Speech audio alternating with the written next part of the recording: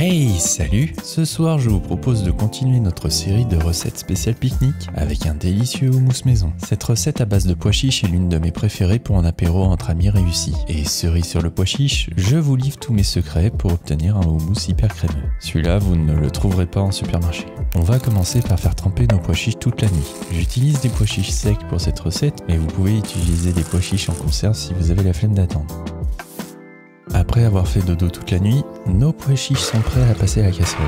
Et on arrive à notre premier secret pour un houmous bien crémeux comme il faut. Pour cela, je vais verser une cuillère à soupe de bicarbonate de soude alimentaire. Ça va permettre d'obtenir des pois chiches plus tendres et de pouvoir retirer la peau des pois chiches. Des pois chiches bien tendres sans peau est le combo parfait pour le plus crémeux des houmous. Comptez environ 25 minutes de cuisson à feu moyen en prenant soin d'écumer de temps en temps. Nos pois chiches sont cuits, on va égoutter tout ça et retirer la peau de nos pois chiches dans un grand saladier rempli d'eau froide. C'est pas la partie que je préfère de la recette, mais au bout de 2 passages, vous devriez avoir retiré un maximum de peau. Heureusement, j'ai ma commis préférée pour me tenir compagnie.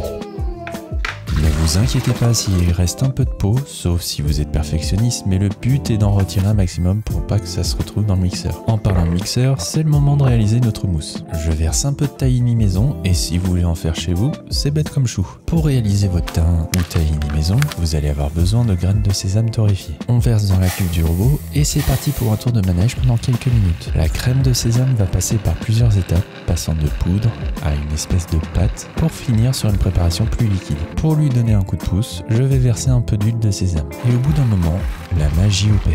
Si vous préférez en acheter, je vous recommande un bien liquide pour éviter que ça rende votre mousse trop pâteux. Bref, revenons à notre mousse. J'ajoute du sel, du cumin, du poivre. Je dis bonsoir aux gousses d'ail et direction le robot.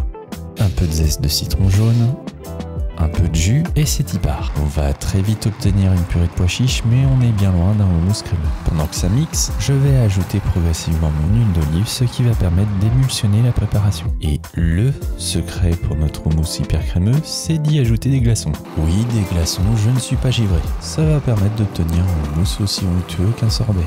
Vous ne croyez pas? Regardez-moi ça. Voilà, vous savez faire un houmous maison hyper crémeux qui met une petite fessée à ce que vous pouvez trouver dans le commerce. La texture est juste parfaite. Pensez juste à rectifier l'assaisonnement si besoin et il ne manque plus qu'à dresser. On fait un petit puits au centre, on y verse de l'huile d'olive, je saupoudre d'un peu de za'atar mais vous pouvez mettre du paprika ou du sumac et je vais m'empresser de déguster ça avec une bonne baguette. Oh la vache! Au-delà du fait que ce houmous est terriblement délicieux, sa texture légère et hyper crémeuse le rend irrésistible. C'est pas compliqué à faire, j'ai pu le faire avec un bébé littéralement à côté de moi et le résultat est à des années-lumière de ce qu'on peut trouver dans le commerce. Apportez ce houmous à votre prochain apéro entre potos, c'est cadeau.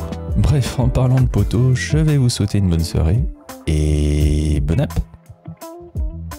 Merci d'avoir regardé cette vidéo, j'espère que cette recette vous a plu. N'hésitez pas à liker, commenter, et si vous trouvez que cette chaîne mérite un abonnement en plus, je vous laisse faire péter les scores. Si le cœur vous en dit, vous pouvez soutenir financièrement mon travail grâce à ma page Ko-fi. Le lien est en description et merci aux personnes qui ont déjà participé. Je vous dis à la semaine prochaine pour une autre recette. Régalez-vous bien et à bientôt.